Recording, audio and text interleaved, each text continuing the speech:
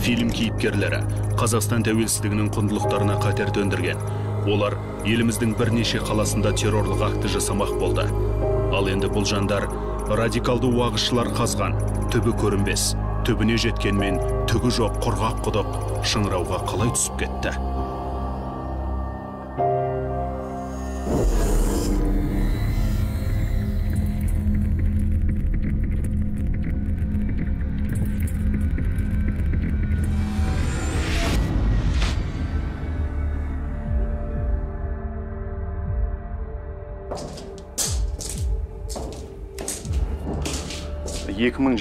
жылы елімізге үлкен бір қатерін төніп тұрған былайғы жұрт білген жоқ.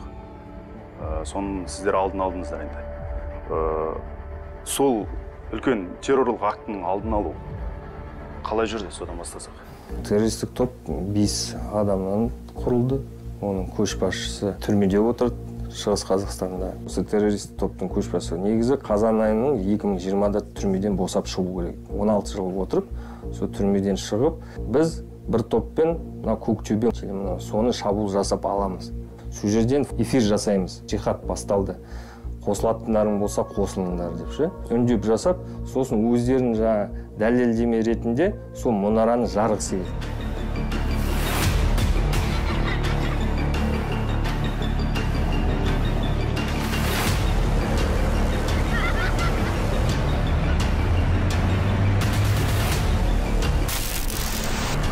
Казахстанцы, я обращаюсь к вам.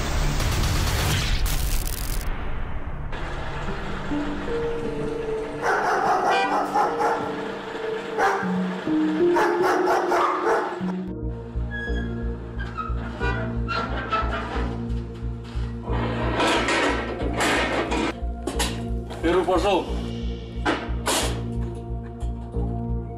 Статья 188, часть 3, срок 4 года. Второй пошел.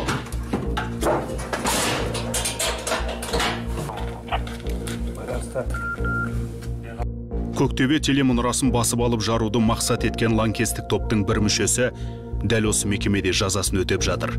Ол Қарағанды облысының 1979 жылғы тумасы.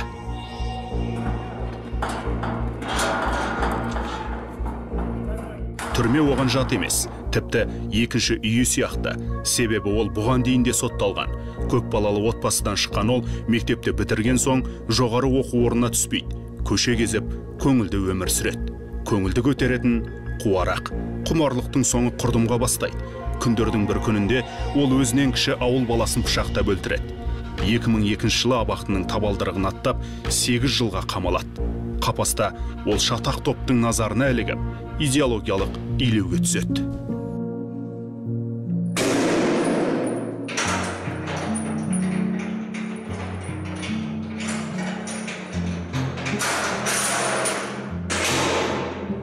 Феминизм бағытқа түсіп қалдым басына түскен кезде.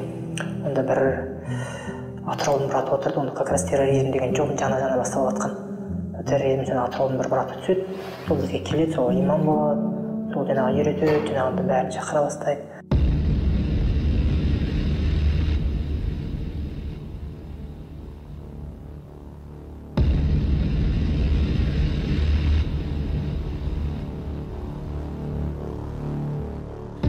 Тәкфіршілік ислам дінінің атын жамылған аса қауіпті және радикалды ағымдардың бірі. Олар өздеріне қосылмағандарды кәпір деп есептейді. Тіпті ата-анасынан безінеді. Террорлық ұйымдардың көбі осы идеологияны ұстанады. Ұлттық қауіпсіздік комитетінің мәліметі бойынша, таяу шығысқа және Ауғанстанға өтіп кеткен Қазақстан азаматтарының көпшілігі осы ағымның шырмауына түсіп қалғандар.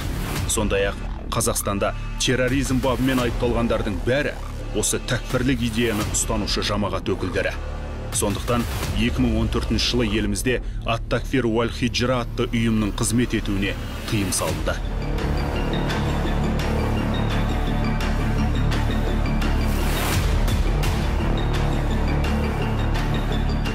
Сіз алдыңғы жаңағы қайтыс болған жігіт бар ғой шақта. Содан кейін жаңағы жазаңыз өтеп жатқан кезде намаз оқып бастадыңыз ғой. Сол кезде сіз өзіңізді ақтадыңыз ба сол арқылы? Өзіме қатты қиналып жүрдім. Одан кейін жаңағылардың арасына кіргеннен кейін сұрағым көп болды. Мен осыны адам өлтірді, ертең қиямет күні сұралам ба деген сұралмашты, кәпір үшін наоборот сен сауал боласың деген әңгімелер болды. Сөйтіп тарттыңыз сізді? Әңгімелер болды.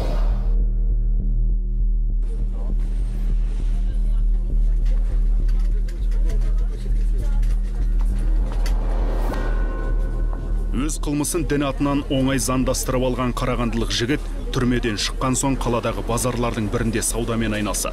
Оның іс бастап кетуіне абақтыда бірге отырған бір ағымдағы азамат көмектесе. Сөйтіп жүргенде әлгі жігіт оны тағы бір адаммен таныстырады. Сонымен танысып, сонымен сөйтіп сөйлесіп кеттік. Маған кеп тұратын сауда орнына жұмысқа. Андысын үстеліне алып тұрады, әңгімесін айтып тұрады. Сосын жайлап ең жаңағындай жаңағы осындай жихад бар екенін білесің, соны істеу керек дегендей мәселелер, сондай әңгімелер айта бастады. Қарағандылық жігітті жихадқа үндеген бұл азаматта бұрын адам өлтірген үшін сотталған. Ол осы лаңкестік топтың жетекшісімен бірге Шығыс Қазақстан облысындағы колонияда жазасын өтеген. Сол кезде өзін әмір деп сайлаған көшбасшыға ант беріп, одан өз ағымдарына көбірек адам тарту жөнінде тапсырма алып шыққан.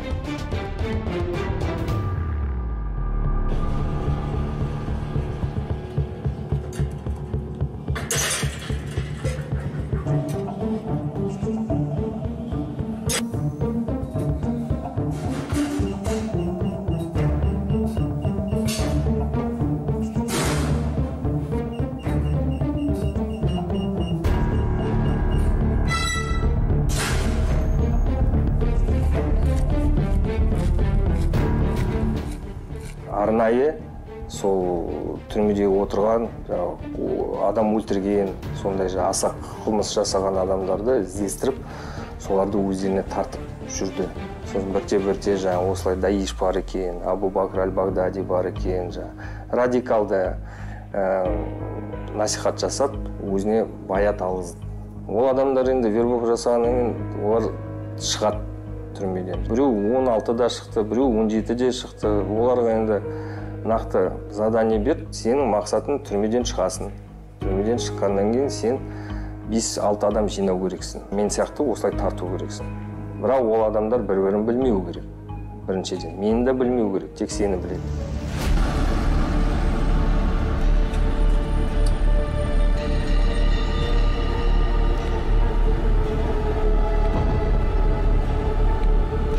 Лаңкестік топ жетекшісі түрмедегі уақытын пайдаланып, өте тыңғылықты жоспар құрады. Бұрынғы террорлық актілердің қателіктерін ескереді. Ант беріп артынан ерген адамдарды бірнеше топқа бөліп әрекет етуді ойластырады. Ең алдымен әкімдік, ұлттық қауіпсіздік комитеті, полиция сияқты органдардың ғимараттарына шабуыл жасап, қызметкерлерді өлтіруді жоспарлайды. Өзара құпия сөздермен сөйлеседі.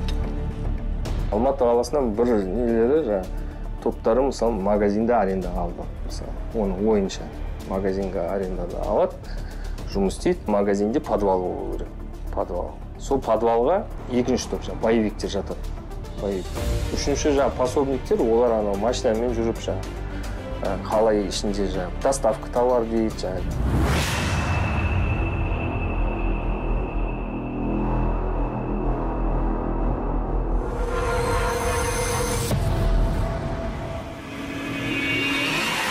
Террорлық топ жетекшісі 2020 жылдың қазанында бостандыққа шығу керек болған.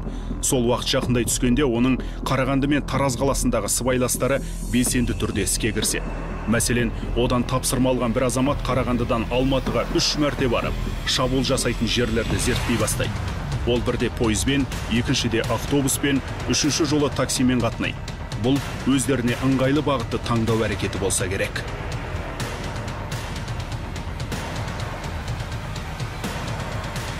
Әлгі азамат Алматыда қыдырып жүрген адамдай болып, қоғамдық орындарды аралайды.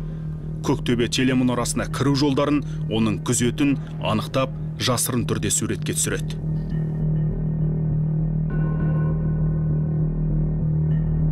Білген жоқ па, Көктөбе қандай кім, жай ғана өшке екен. Үлкен бір здание, мекеме сияқты ішінде бір репортерлар, адамдар, бір жұмыс істейтін, сондай бірдеме деп ойладық ішінде, сондай еді. Оны жаулап алсақ, сосын жаңағыдай флешканы салып жан-жаққа жіберсек дейді, жаңағыдай түрменерге, сондай оймен болды. Казахстанцы, я обращаюсь к вам.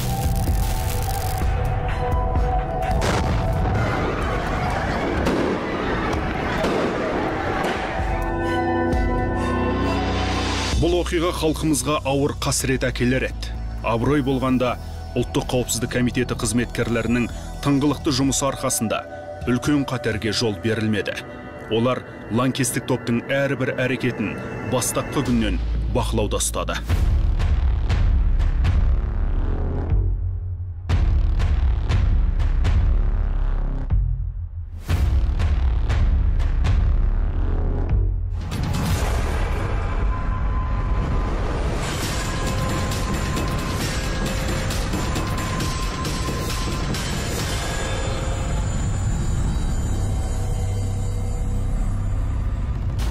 негізі сол Алматыны басып қалып, хаос жасап, бұлардың түп мақсаты халифат жасау. Енді аса қауіпті террорист топ болғасын, енді күні-түні осыларды бақылап. Террористік топ 5 адамға дейін барды, 5 адамға дейін барып, уже не істегеніне сол мезгілде біз тоқтаттық.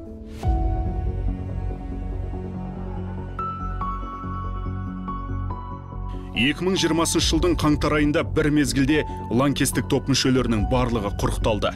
Сот шешімімен топ жетекшісі 20 жылға бас бостандығынан айырылды. Қалған 4 мүшесі 10 мен 15 жыл аралығында жаза арқалады. 9 жылдың торабында орналасқан Қазақстанның шекарасы шегенделген. Бірақ мәдени майдан жабайы жолмен онлайн жүруде. Интернетті ұтымды пайдаланып жатқан радикалды идеологтар тамырға түскен құрт. Сол арқылы тұтас ұлттың жадын жоймақ. Сондықтан бұл бағытта да күрес жүргізу маңызды. Былтырдың өзінде жат идеологияны насихаттаған, соғысқа шақырған 900 мың сілтеме бұғатталды.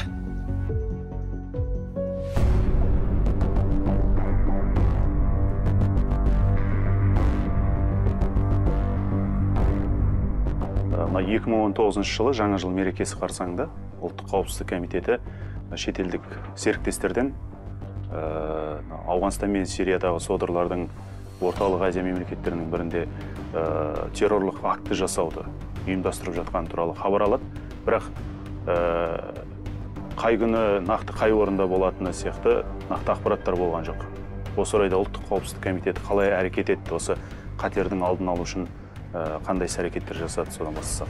Өте қысқа мерзімде атқарылған шара болды. Тексеру барысында лаңкестік әрекетке қатысы бар күдікті тұлғаның қолданылатын байланыс арнасының бір есептік нөмірін жайында ақпаратты аламыз. Сол ақпаратқа сәйкес кешенді тексеру барысында күдікті тұлғаның Алматы қаласында орналасқандығы жайлы мәліметтерге қол жеткіземіз.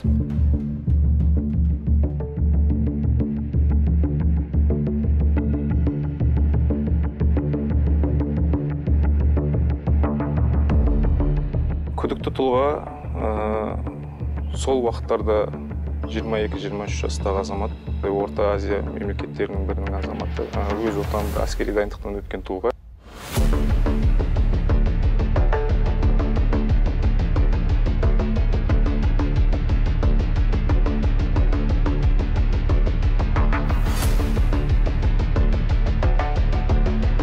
Әрекетке дейін бір ай бұрын шамасында Қазақстан аумағына келген, құрылыс саласында қызмет атқарған.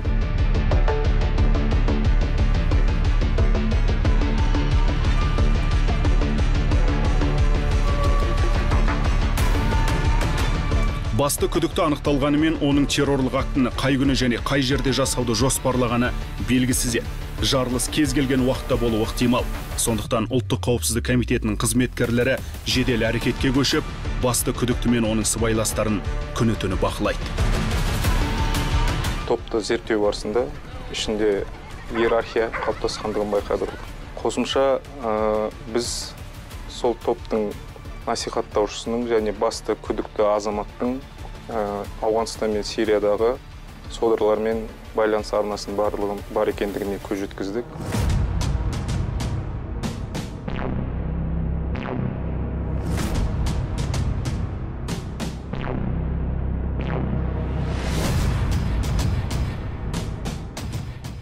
Аңыздан ақиқатты ажырата алмай, қатерлі жихадизм идеясына ұрынған лаңкестік топ мүшелері Қазақстанға келмес бұрын Сирия Ауғанстан аумағына өтіп, содырлардың сойылын соғуды жоспарлаған.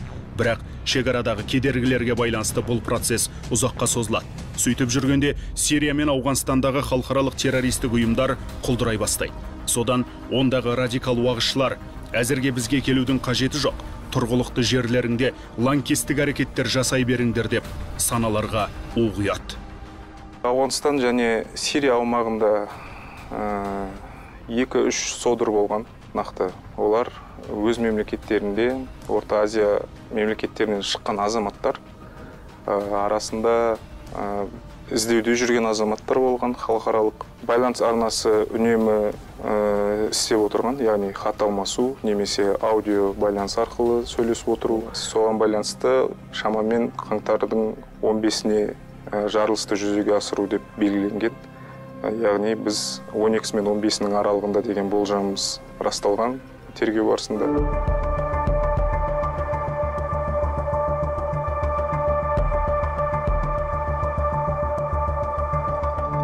Шетелдегі уағызшылардың әуезді уәдесіне бас айналған басты күдікті Алматы қаласындағы қоғамдық орындарда барлау жүргізеді. Полиция бөлімшелеріне, банктерге, шіркеулерге, базарларға барып, олардың осал тұстарын анықтауға тырысады. Ал бұл әрекеттердің барлығын Ұлттық қауіпсіздік комитетінің жедел уәкілдері жасырын түрде бақылайды. Күдікті азаматтың және оның айналасындағы сыбайластарының қолдан жасалатын жарылғыш құрылғылардың компоненттерін қаладағы базарларына сатып алу, оларды жинастыру секілді белгілері құжатталды. Сол себепті террористік топтың жолын кесу бойынша операцияға көшуге шешім қабылданады.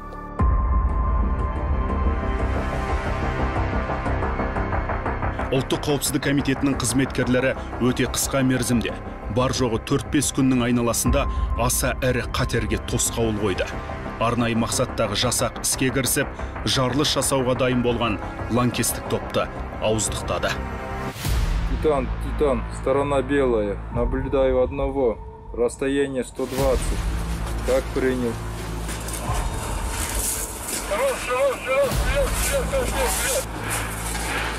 Обратный счет. 3, 2, 1. Заходим. Заходим.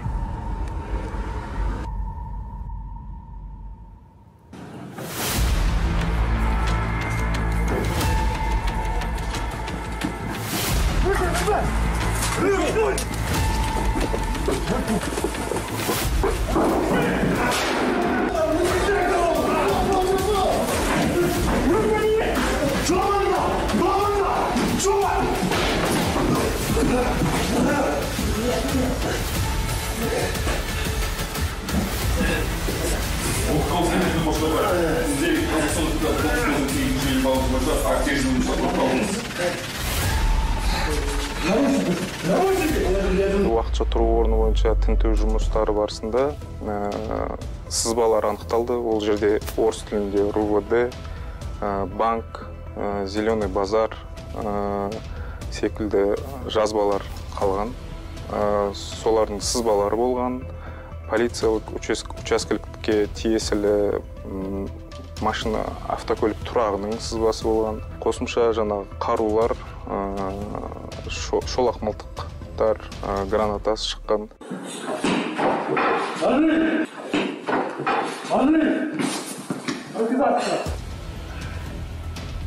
Бейбіт елдің берекесін қашырмақ болған 7 лаңкес 12 жылдан 18 жылға дейін жаза арқалады. Оларды терроризм атты тажалға итермелеген Сирия, Ауғанстандағы содырларда құрықталды деген ақпарат бар.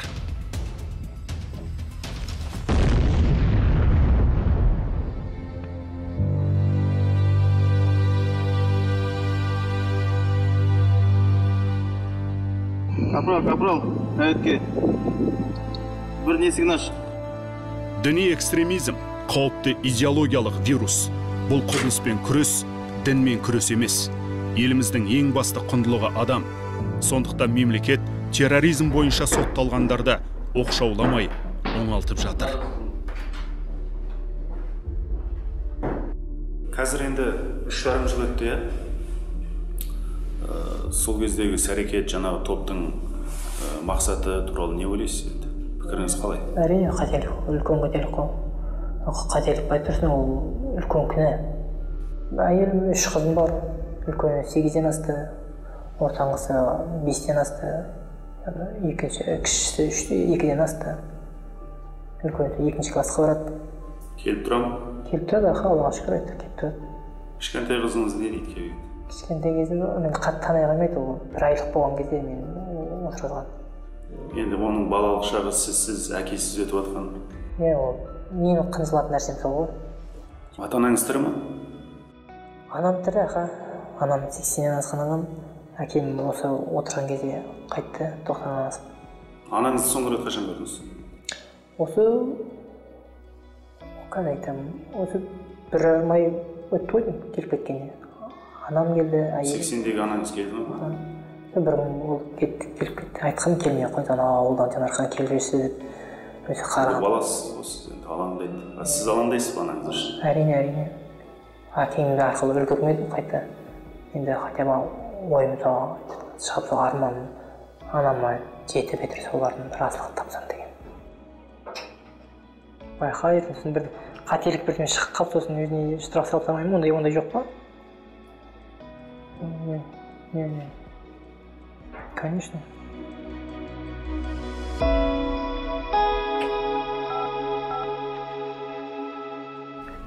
Елімізде терроризмге қарсы жүйе толықтай қалыптасқан.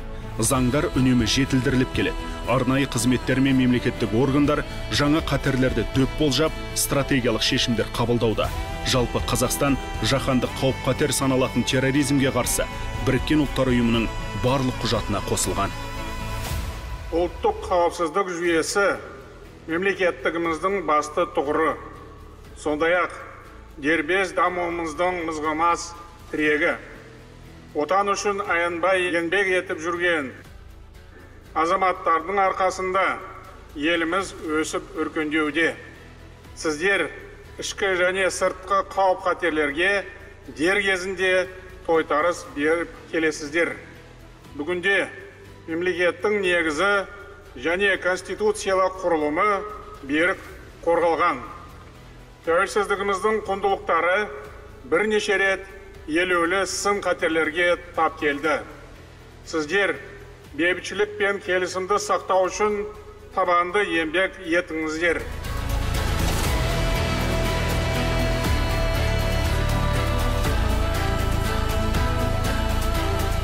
Шыңырауға құлау оңай, ал одан шығу қиын, кейде мүмкін де емес.